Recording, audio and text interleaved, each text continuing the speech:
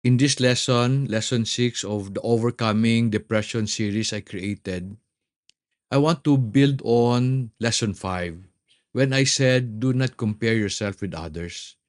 This time, I would like to help you understand how to find your self worth. How do you see yourself? Do you see yourself as a good person but not good enough? What do you think is your worth? Do you see the beauty in you or just the things you lack? Katulad na lang ng baka pango ka, baka maliit ang height mo. Do you appreciate your dark skin? Or have you been obsessed with wanting to be white? Eh si God, how does He see you? Let me show you what David said in Psalm 139:13 and 14. For you form my inward parts. You wove me in my mother's womb. I will give thanks to you, for I am fearfully and wonderfully made. Wonderful are your works, and my soul knows it very well. Friends, I need you to know that God never makes anything bad. You were created fearfully and wonderfully. Even though you may not look as beautiful or as handsome as others, in the Lord's eyes, you are good. Gumagawa ba si God ng pangit? Pwedeng pangit ka sa mata ng ibang tao, pero I want you to know kay God special ka. Let me show you what Zechariah chapter 2 verse 8 says. For thus says the Lord of hosts, after glory he has set me against the nation which plunder you. For he who touches you touches the apple of his eyes. Sabi dito, pag inaway niyo ako, aawayin kayo ni God. Kasi sa kanya I am the apple of his eyes. This is true for you also. If you are a child of God, pag may umaway sa iyo, aawayin sila ni God. Pero ang tanong na dapat natin sagutin is, anak ka ba ni God? Kasi God will only take care of His children. Karamihan ng tao naniniwala na lahat ng tao anak ni God. Hindi ho totoo yun. I am learning na hindi lahat ng tao sa mundo anak ni God. But before ka magalit sa akin, let me show you the reference. Sabi sa John chapter 1 verse 12, but as many as receive Him, to them He gave the right to become children of God, even to those who believe in His name. There are two requirements for us to become children of God. Sabi niya, tanggapin mo siya as Savior, and the Bible is talking about Jesus Christ. However, it does not end there. Kailangan daw natin siya paniwalaan. Ang paniwalaan means to follow, to do. It is not enough to know that Jesus is Lord. But more than that, we need to obey the things He tells us in order for us to become children of God. Lahat ng tao ginawa ng Panginoon. However, because He is a gracious and kind God, He will never impose Himself on others. But instead, He gives all of us the chance to become His children kung gusto lang natin. Alam mo, God is a loving God. He gave us free will so that we can decide for ourselves. If you don't want God to be a father, hindi ka niya pipilitin. But I wish you would decide to make Him your father by receiving the gift He gave us through Jesus Christ and then deciding to live our lives according to His ways. Kasi yan ang ibig sabihin ng believing. When you do this, all of a sudden your self-worth will increase because then you become the apple of His eyes. However, if we are special in God's eyes, then bakit may ipinanganak na mahirap or hindi naghihirap? Katulad na lang ng story of a blind man in John chapter 9 verses 1 to 3. We read here, sabi, as he passed by, he saw a man blind from birth, and his disciples asked him, Rabbi, who sinned, this man or his parents, that he would be born blind? Jesus answered, it was neither that this man sinned nor his parents, but it was so that the works of God might be displayed in him. If you were in this man's shoes, how would you feel? Pinanganak ka na bulag. Will you ever hope to have a fruitful future? When Jesus was asked, sino ang may kasalanan sa pagkabulag niya? Jesus said, no one sinned, but it was done so that God can display His glory. That person was preserved for that moment, for God to use him to show the world His glory. Pero minsan sabihin mo, ang labo naman nun, di ba? But I need you to understand that man was special because God used him as an instrument for His glory. What do I mean? Huwag kang muna malungkot. Let me give you another story that would truly encourage you. Have you ever heard of the man named Nick Vujicic? A man who was born without limbs. And I hope you Google him. Hanapin mo siya because you will truly be encouraged. He was born with no arms, no legs, and the only thing he had was a very small feet. Isa lang. And he was born with a very small feet. It was a deformed feet. Friends, if you were born like Nick, hindi ka kaya madidepress? Alam mo ba when he was very young, many times he tried to commit suicide. Nagpapakamatay siya many times because he could not see a good future. Kung hindi lang daw loving parents niya, he would have taken his life. His parents helped him understand that he was special to the Lord and that the Lord has a special purpose for him. Grabe no? Kung ako siya, I would always have felt depressed. Today, Nick Vujicic is a motivational speaker, an author, an evangelist.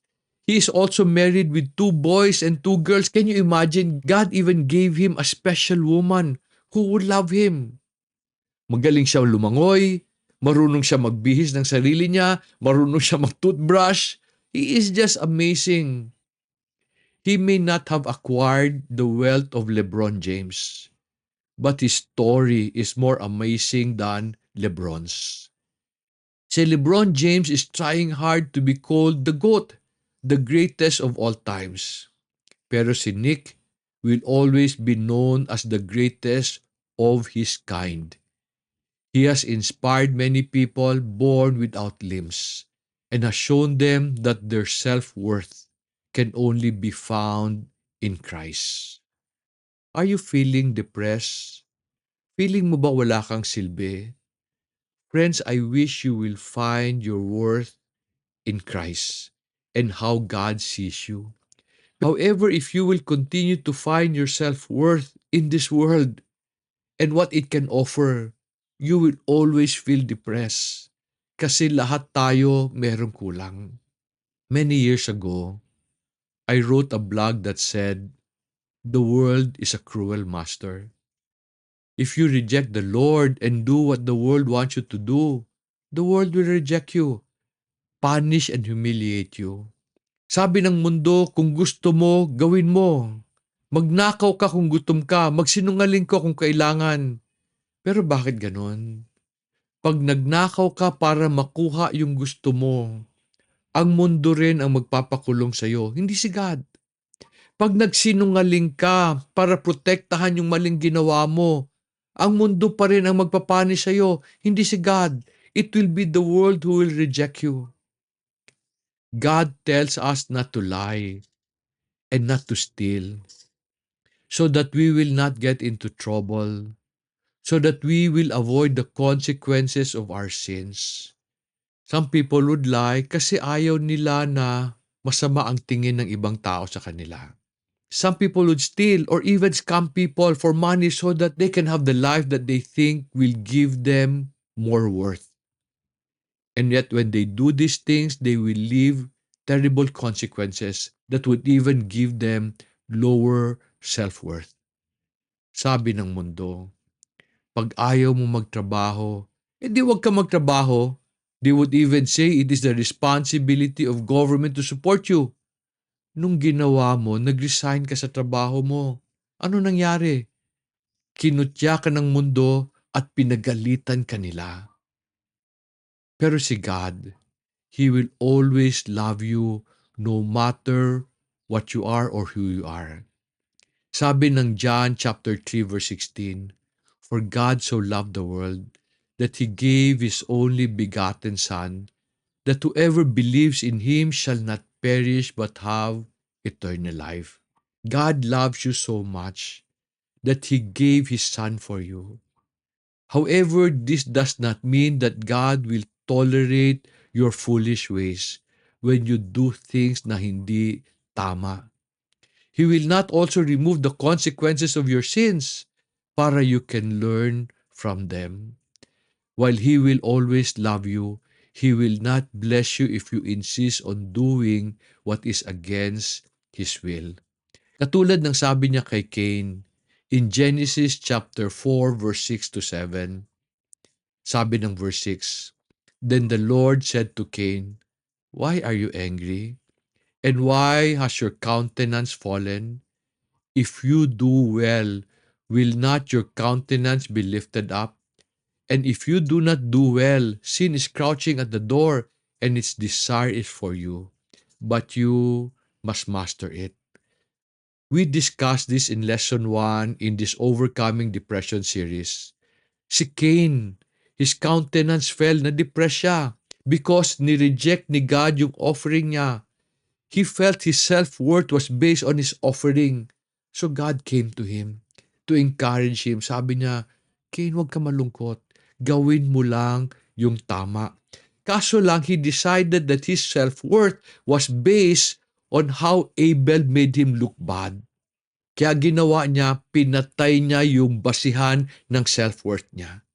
Friends, if you want to find your self-worth and live out your full potential, you must determine who the Lord wants you to be.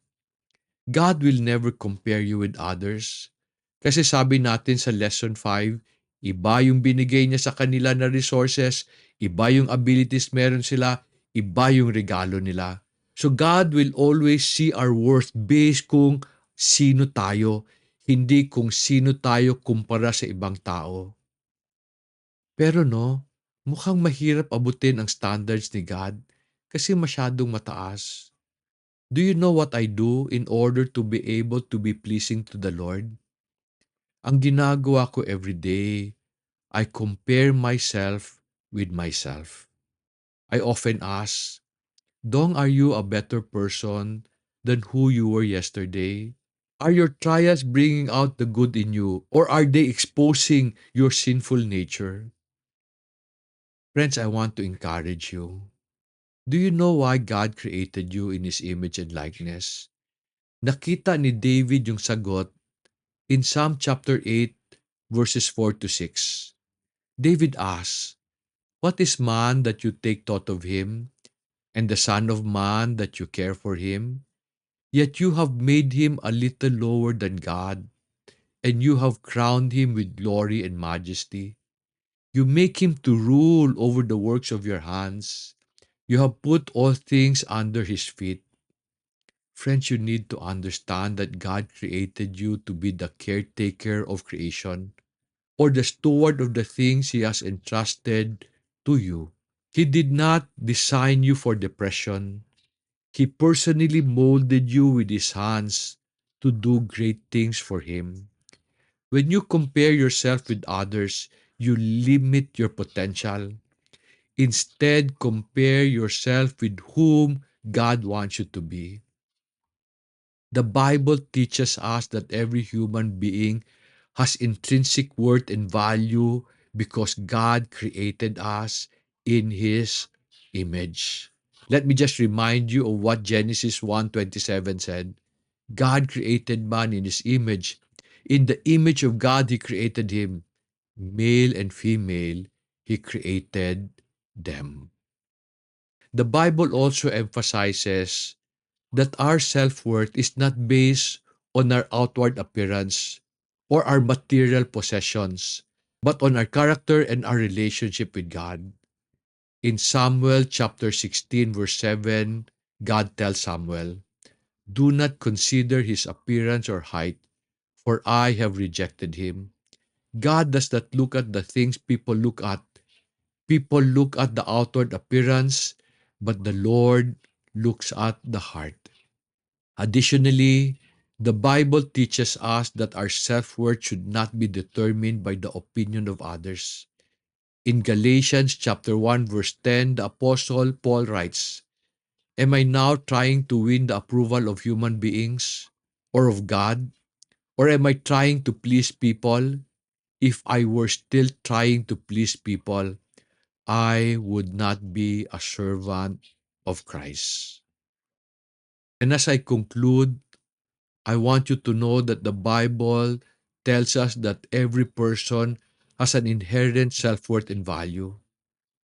And our worth is ultimately found in our relationship with God and our character, and not in the situation we are in or the circumstances around us. Friends, you are special in the eyes of the Lord.